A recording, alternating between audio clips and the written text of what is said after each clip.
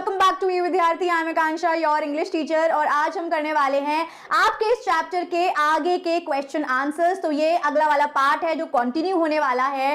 तो उससे पहले मैं आपको बता दूं कि अगर आप ढूंढ रहे हैं कोई ऐसा ऑल इन वन प्लेटफॉर्म जहां आपको हर क्लास में, हर सब्जेक्ट में, हर चैप्टर के एमसीक्यू, सैंपल पेपर, एनसीईआरटी के सॉल्यूशंस, साथ ही साथ प्रीवियस ईयर के क्वेश्चन आंसर्स और मिल जाए वीडियोस और समरी, तो ये वही प्लेटफॉर्म है, आप ही के लिए अवेलेबल है। सारी चीजें आप डाउनलोड कर सकते हैं, वो भी फ्री में। तो देख क्या रहे हैं, फटाफट से वीडियो देखिए और उसके बाद कर लीजिए डाउनलोड जो चाहिए वो। तो चलिए आइए क्वेश्चन आंसर्स को स्टार्ट करते हैं। नमस्ते बच्चों, कैसे हैं आप सब? वेलकम। आज हम एक बहुत ही interesting poem the magic brush के एक छोटे से पार्ट को, यानी एक एक्सट्रैक्ट को समझेंगे और फिर उसके क्वेश्चन सॉल्व करेंगे। रेडी हो? चलो फुल एनर्जी के साथ शुरू करते हैं। तो इस पोएम के हिस्से में हम दो लोगों से मिलेंगे। एक लड़की है गोपी और एक थोड़े मिस्टीरियस से बुजुर्ग आदमी है और उनके पास है एक जादुई ब्रश। चलिए देखते हैं इनके बीच क्या बात होती है।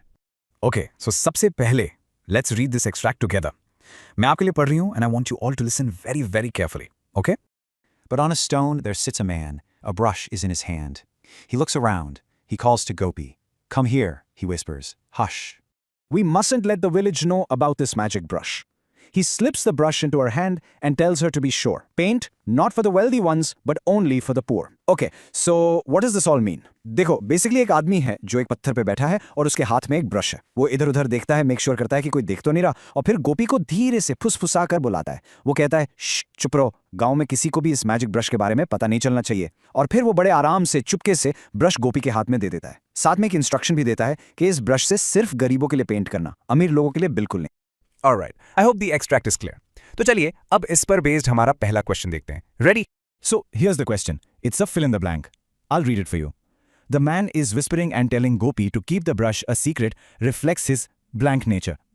तो ये क्वेश्चन पूछ रहा है कि उस आदमी का गोपी से फुसफुसाना और उसे ये कहना कि ब्रश को एक सीक्रेट रखो, ये उसके किस तरह के नेचर को यानी स्वभाव को दिखाता है। Now you have two options here. पहला ऑप्शन है केयरफुल एंड सीक्रेटिव। इसका मतलब है कि वो बहुत सावधान है और चीजों को राज रखता है। और दूसरा ऑप्शन है मैजिकल एंड डिलाइटफुल, यानी जादुई और बहुत ही खुशमजाज। सोचो क्या लगता है आपको? And the correct answer is careful and secretive. Let's read the full sentence. The man is whispering and telling Gopi to keep the brush a secret reflects his careful and secretive nature. अब सोचो ये सही क्यों है? Because poem में words use हुए हैं जैसे whispers, hush। इनका मतलब ही है धीरे से बोलना, चुप रहने को कहना।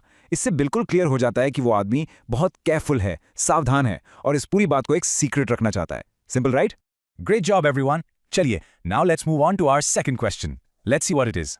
Okay, question number 2 is, what is the significance of the man slipping the brush into Gopi's hand? अब यहाँ एक important word है, significance। इसका मतलब होता है importance या खास मतलब।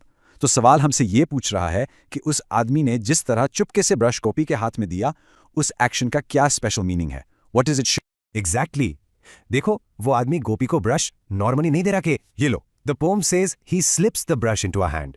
इसका मतलब है वो बहुत ही सीक्रेटली, बहुत सावधानी से दे रहा है। तो यह साफ है कि ये कोई ऑर्डिनरी गिफ्ट नहीं है। इसके पीछे जरूर कोई बड़ा रीजन है, कोई स्पेशल पर्पस है। So let's look at the answer. Here it is. The man slipping the brush into Gopi's hand shows that he is secretly giving her a special responsibility. It signifies that he trusts Gopi to use the magical brush wisely and only to help the poor. तो इसका मतलब क्या हुआ?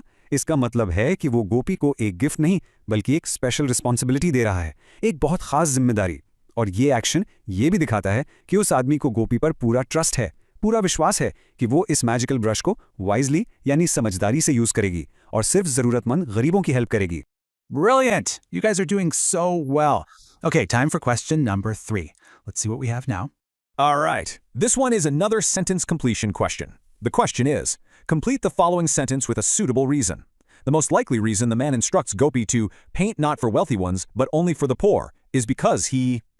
So, we need to find the best reason to complete this sentence. सोचने वाली बात है, आखिर उस आदमी ने गोपी को ये इंस्ट्रक्शन क्यों दी कि सिर्फ गरीबों के लिए पेंट करना, अमीर लोगों के लिए नहीं? What could be the most likely reason? And the perfect reason to complete that sentence is because he wants the magic to bring help and happiness to those who really need it, not to satisfy the greed of the rich. This is such a powerful reason. मतलब वो आदमी चाहता है कि इस brush का जादू उन लोगों की हेल्प करे जिन्हें सच में जरूरत है, जिनकी नीड है, ना कि उन अमीर लोगों के ग्रीड यानी लालच को बढ़ाने के लिए। He wants to help the needy, not the greedy. It makes perfect sense. Excellent work. We're now on the final question for this extract. Let's finish strong.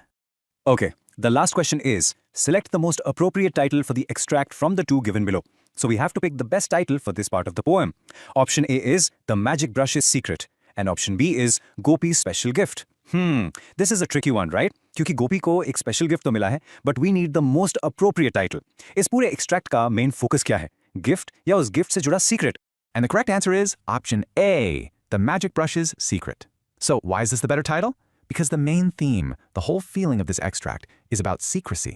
Socho, the man, whispers. He says, hush. He warns, we mustn't let the village know. All these words point directly to a secret. Isliye, The Magic Brush's Secret is the perfect title. चलो शुरू करते हैं. And soon the news spreads far and wide, through forests, fields, and plains, until the zamindar himself hears of these magic gains. I order you to paint for me a fortress tall and grand. Paint treasures, jewels, and riches rare, enough to rule this land. तो ये था हमारा poem का part. चलो अब इस पे based questions तो एक-एक करके देखते हैं. Alright, here we go. यह है हमारा सबसे पहला क्वेश्चन. ध्यान से सुनिए और सोचिए कि इसका आंसर क्या हो सकता है. Complete the following sentence with the correct reason. The news of Gopi's magic brush spreads through forests, fields, and plains because of its blank. तो हमें इस सेंटेंस को कंप्लीट करना है. गोपी के मैजिक ब्रश की खबर इतनी दूर दूर तक, through forests, fields, and plains तक, आखिर फैली कैसे? What was the reason? हमें इस ब्लैंक को सही रीजन से फिल करना है. The news of Gopi's magic brush spreads through forests, fields, and plains because of its ability to create real objects from paintings, which amazed and helped the villagers. इसका जवाब ये है कि खबर इसलिए फैली क्योंकि उस ब्रश में एक मैजिकल पावर थी. वो पेंटिंग से असली चीजें बना सकती थी और इससे गांव वालों को, द विलेजर्स को बहुत हेल्प मिली. ये बात इतनी अमेजिंग थी, इतनी कमाल की थी कि सब लोग इसके बारे में बात करने लगे और बस देखते ही देखते ये न्यूज हर जगह फैल गई. Excellent work. चलिए अब हमारे दूसरे क्वेश्चन की तरफ बढ़ते हैं. Ready? Why does the poet refer to things painted by Gopi's paintbrush as magic gains? ये क्वेश्चन पूछ रहा है कि पोएट ने गोपी के ब्रश से जो चीजें बनती थी उन्हें मैजिक गेन्स क्यों कहा है. सोच के देखो, मैजिक गेन्स का क्या मतलब हो सकता है. वेल, गेन्स का मतलब है फायदे और मैजिक मतलब जादू. तो जादुई फायदे, पर इन फायदों को जादुई क्यों कहा गया? The poet refers to things painted by Gopi's paintbrush as magic gains because whatever she painted turned real, bringing great benefit and happiness to the poor villagers. Answer यह है कि उन्हें मैजिक गेन्स इसलिए कहा गया क्योंकि गोपी जो भी पेंट करती थी वो सचमुच असली बन जाता था, एकदम रियल, और इससे जो गरीब गांव वाले थे उन्हें बहुत बेनिफिट यानी लाभ और हैप्पीनेस यानी खुशी मिलती थी. क्योंकि ये सारे फायदे एक पेंटिंग से ऑलमोस्ट जैसे जादू से आ रहे थे ना, इसलिए पोएट ने उन्हें मैजिक गेन्स कहा. Simple. Alright, on to question number 3. Now this one's a little tricky. तो ध्यान से सुनना. इसमें आपको दो चीजें करनी है. First, you have to find the false statement और सेकंड, उसे ठीक करना है यानी करेक्ट करना है. Which of the following statements given below is false? Rectify the false statement. A. Gopi's magic brush draws the attention of the powerful zamindar. B. The zamindar requests Gopi to paint a grand fortress and jewels. तो इन दोनों statements में से A और B में से कौन सा वाला false है यानी गलत है, और जो गलत है उसे rectify करना है, मतलब उसको सही करके लिखना है. सोचो कौन सा गलत हो सकता है. The false statement is B. The zamindar requests Gopi to paint a grand fortress and jewels. And the correction is, the zamindar orders Gopi to paint a grand fortress and jewels. Exactly. तो B statement गलत है. पता है क्यों? क्योंकि जमींदार ने गोपी से रिक्वेस्ट नहीं की थी, उसने गोपी को ऑर्डर दिया था. इन दोनों वर्ड्स में बहुत बड़ा डिफरेंस है. रिक्वेस्ट मतलब प्यार से पूछना, विनती करना, लेकिन ऑर्डर का मतलब है हुक्म देना. और पोएम में साफ लिखा है, I order you to paint for me. इससे हमें जमींदार के पावरफुल और डिमांडिंग नेचर के बारे में पता चलता है. Great job on that one. And now we're on to our final question for today. इसमें हम थोड़ा सा जमींदार के कैरेक्टर को समझेंगे. Let's see.